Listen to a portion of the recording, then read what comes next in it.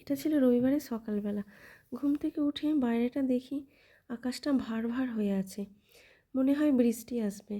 সকালে সব কাজ সেরে বানিয়ে নিচ্ছি ব্রেকফাস্ট। শনিবার রবিবার হলে অফিসে রান্না থাকে না, তাই কোনো তাড়াও থাকে না।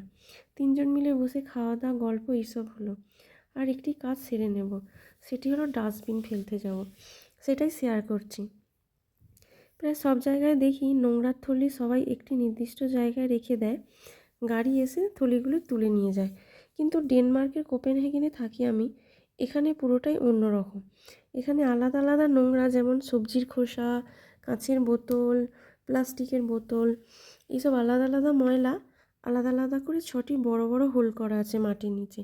মানে 6টি বড় বাক্সের মতো করা আছে, তার মধ্যে ফেলে দিলেই একদম মাটির নিচে চলে যাবে।